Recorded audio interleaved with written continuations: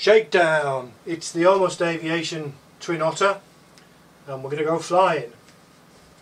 I'm at, where am I at? I'm at an airfield called Taharoa or something like that in New Zealand, North Island. We're on the west coast and I'm going to fly a fairly short trip to Hamilton, which is about 30 miles, 35 miles, and I'm just going to demonstrate some of how this all flies in action. Everything's implemented now, so we're going to do that.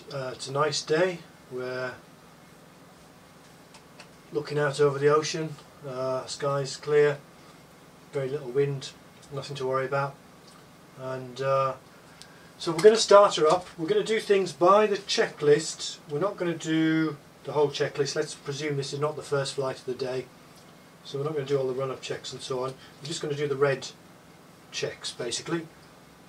So pre-start, okay, control locks, we're going to switch them off. Parking brake is set, the fire handles are in, emergency fuel switches are normal, the emergency fuel pumps are off, the fuel selector is set to normal, the boost pumps are off, static source is normal, the inverter switch is selected to 1, de-icing switches are all off, beacon switch is going on, bleed air switch is confirmed to off, pitot heat is also off, generator switches are off, bus tie switch is normal, the flap handle isn't fitted, my flaps are up, fuel levers are in the off position, prop levers will now go from the feathered to fully forward, power levers are confirmed at flight idle, windshield wipers and heater are off, landing lights are also off, and the ignition switch is normal. So first thing we're going to do, DC master on,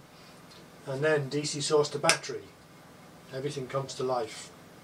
We're going to check the bus voltage, which is minimum of 18 volts, we're at 27 odd there, that's good enough.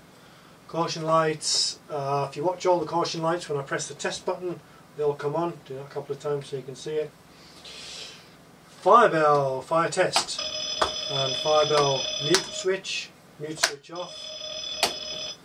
So that works. Fuel quantity is sufficient. Looks like we're using fuel in the in the forward fuel tank more quickly than in the aft fuel tank.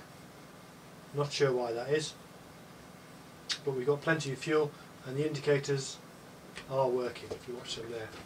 So that's the end of the pre-flight checklist. We could test some of the fuel pumps. What we're looking for here really is lights to go out when we flip the switches on here. That's all we need to know at the minute. So if I go for the standby forward pump, we get a light out. Standby aft pump, same thing.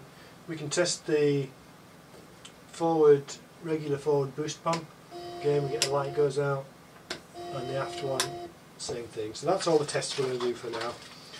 So we can get ready for the engine start. Fuel levers are confirmed to off, prop levers are fully forward, power levers are at idle.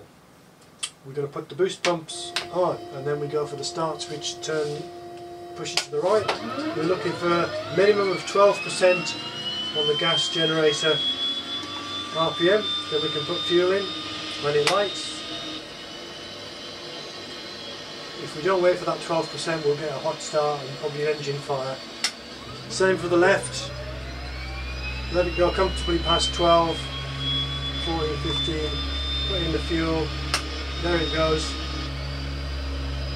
Then we can put the generators on line. If you watch the indicator, right generator, left generator, and we should check the generator load is less than 0.5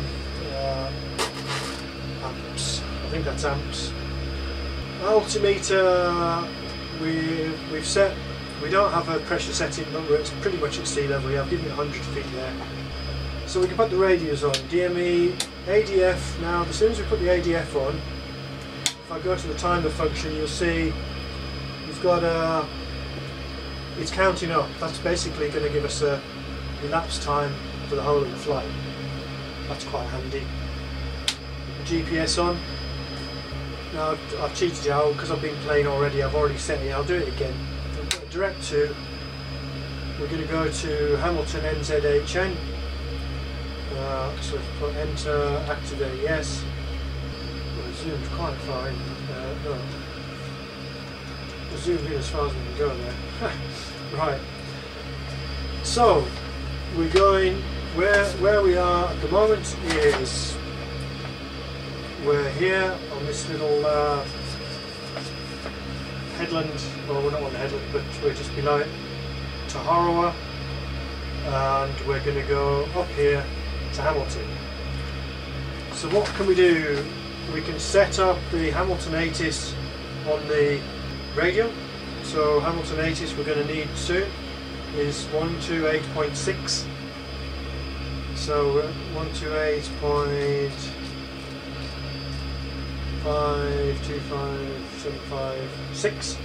We can't pick it up here because we're on the ground. So I think as soon as we get in the air, we're probably going to be able to pick that up. So we'll leave that off for now. The other thing we might want to put in there is we're going to get flight following.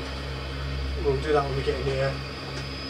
You'll notice the ATC window keeps popping up. I'm not really set up properly for ATC at the moment. I've got the multi-crew experience installed, but I'm not using the ATC. I'm just going to be using it to drive the menus. You'll just hear me say things like select 1 or ATC 1, 2, 3 and so on. So what do we need? We need rudder trim. Rudder trim's up here at the moment. I still haven't got this switch down here sorted out. So rudder trim is already set to takeoff. I'll just verify that. Elevator trim is set to takeoff. We're going to put 20 degrees of flaps because this is going to be quite a short runway. So we're not on the runway. What we're going to do is, this is a very bumpy strip. So I'm just going to edge forward off here and you'll see the strip come into view. It's a bumpy strip, but we're on Tundra tyres here, so it's not going to be a problem.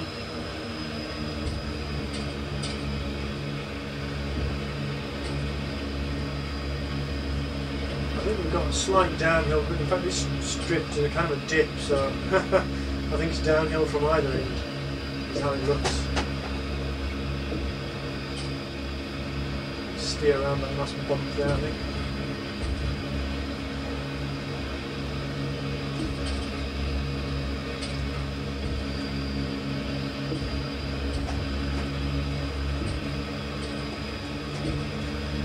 Also, as we're going, we're checking that our gyro HSI is rotating appropriately and the compass.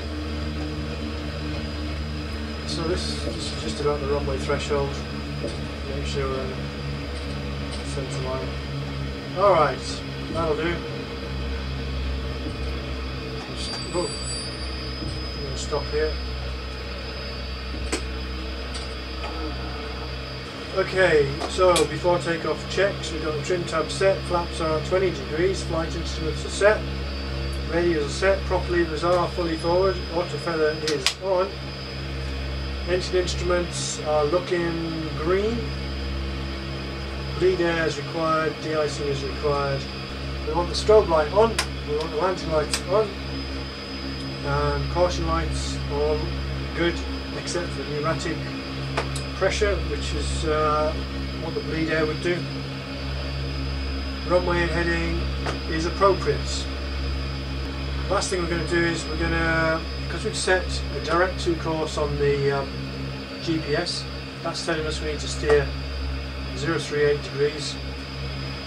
So what we can do is we can set that up on the heading bug, and so after takeoff we can engage the autopilot in heading mode and it will turn us onto that course. Let it build. Okay, now let's go. Still on a bit of a bump there, it's taking a while to accelerate.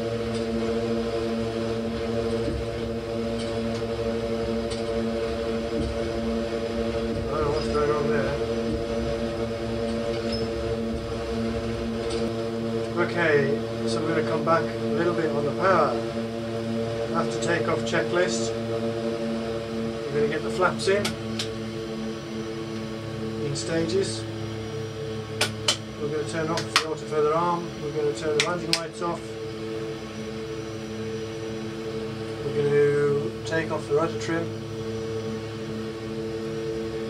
If I engage the autopilot, it's going to turn me onto that heading. I'm going to put the yaw damper on.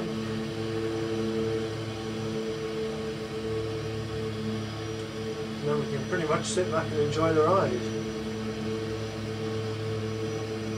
That's just my adjusting the seat height.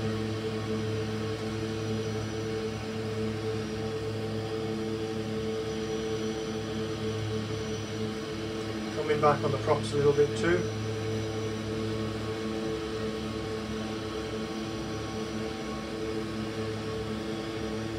I'm just going to reset that direct to, so now we want a 35 degrees, 035. We'll adjust that in a second. Pretty close to those trees there actually. Probably should have been watching a bit more carefully there. Speed's not too bad, I want to go a little bit faster than this, so I'm going to push it over till we get maybe 140 knots. So there's 140, I'm going to give us indicated airspeed hold as well. Put it back onto autopilot. So that should hold that speed for me, whatever I do with the power.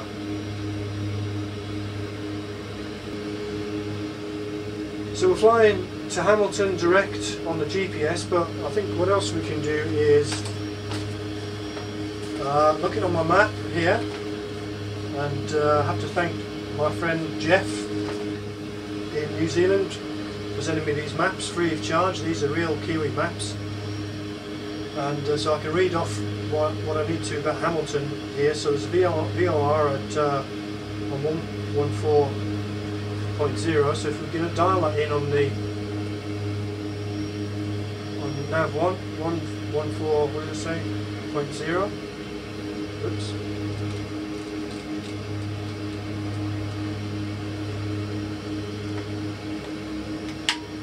And the HSI should come alive. There it is. So if we centre that,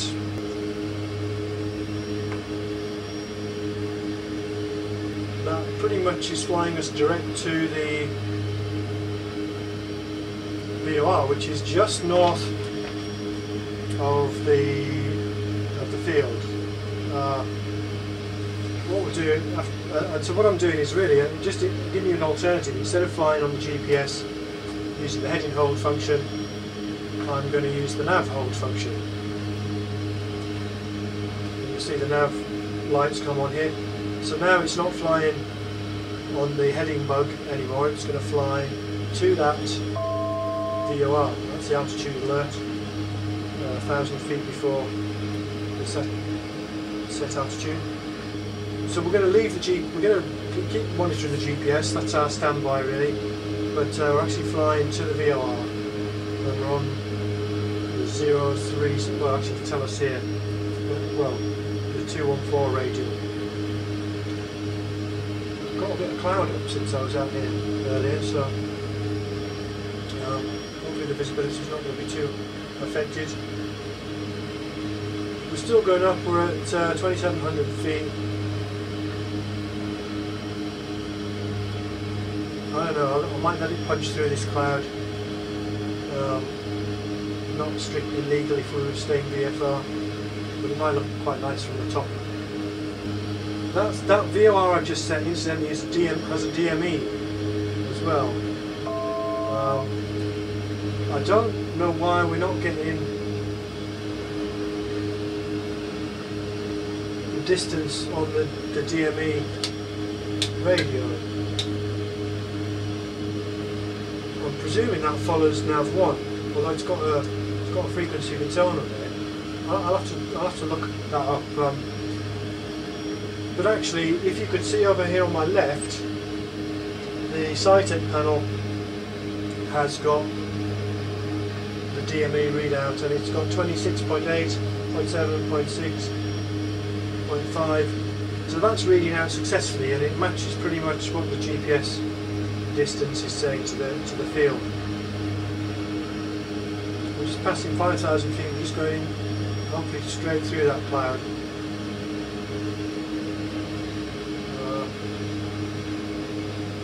Yeah, there we go. I'm not going to go up any higher than about 5,500 feet.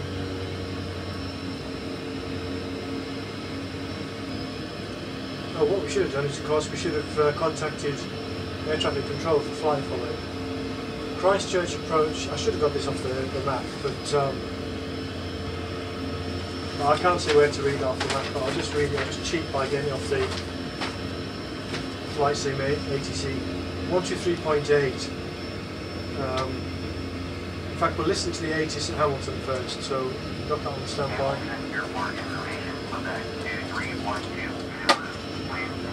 Quebec. Wind calm.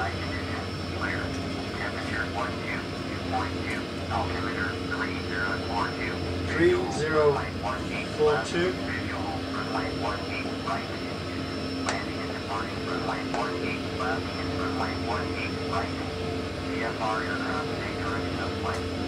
So it's runway 18 left. Runway 18 left and right in use.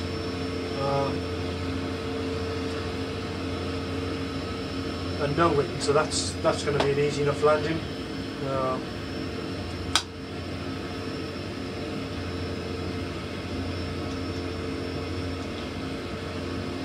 So we're going to dial up Christchurch approach and ask for flight following. So we want 123.8 on the com this time.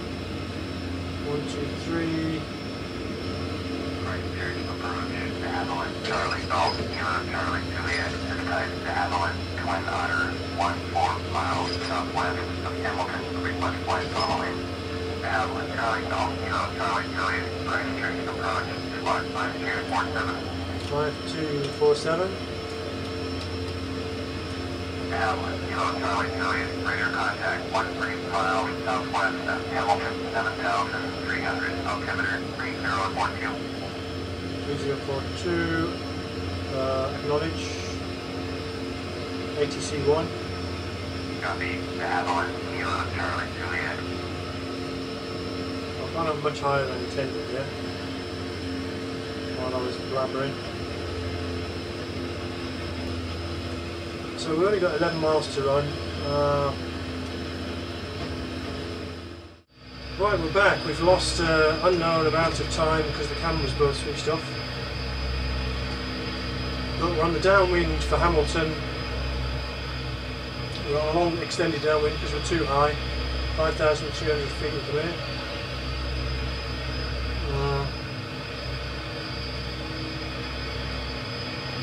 We could put more flaps out. In fact, let's do that.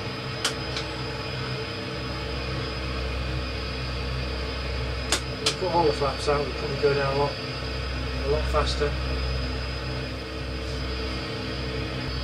Actually, I'm not on the down. I wasn't really watching my heading, so I've turned around. So let's get some of that flap back in. We'll turn around, kind of onto correct heading.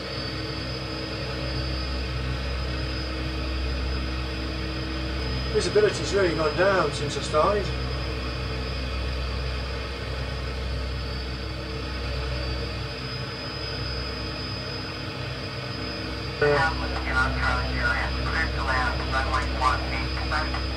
That's for me. Clear to land, runway 18 left, to Avalon, Charlie Juliet.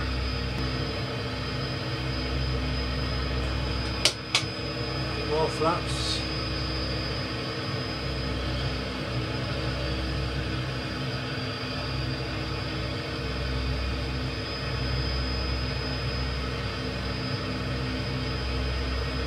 I think we'll go for all the flaps.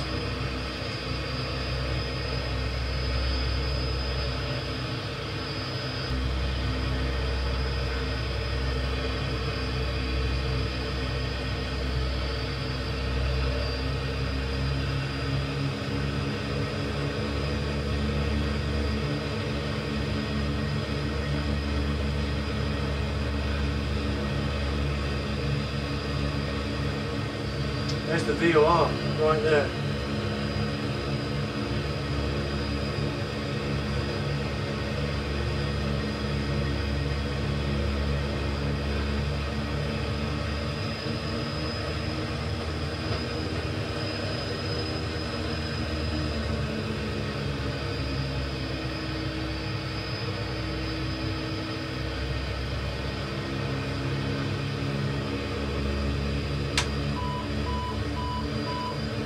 A little bit off the centre line here. Probably shouldn't have used all that flap. As I pull the power, the nose is going to want to rise here, so I've got to be careful.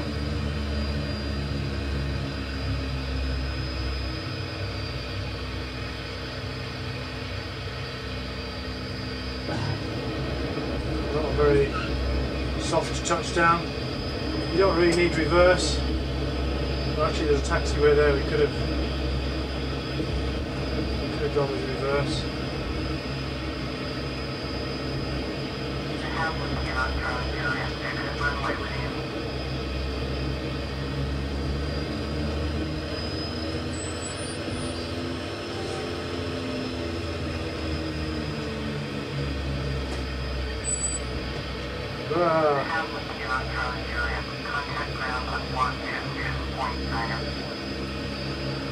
Show ATC. ATC1. It's the same frequency. ATC2.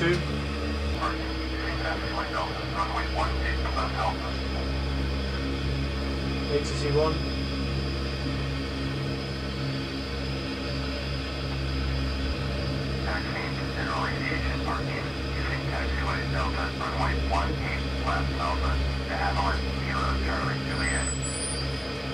I'm not sure I can squeeze through here. I'm going to go over the grass a little bit down here.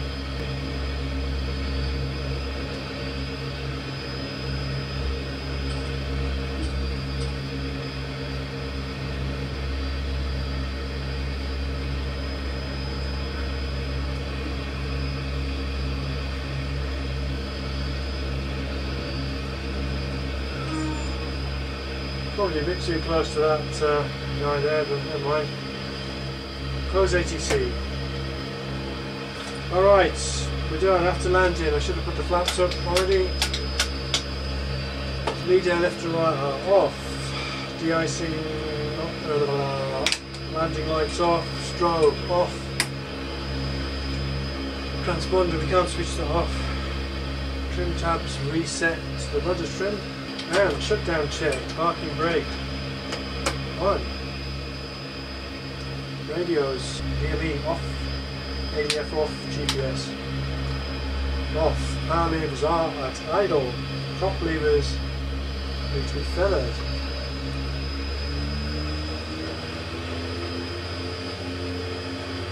Generators can be off.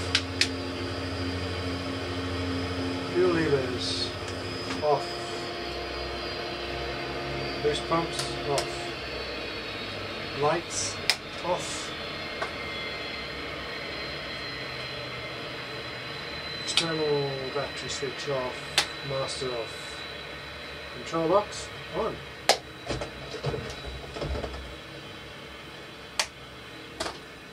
And there we go. Almost aviation.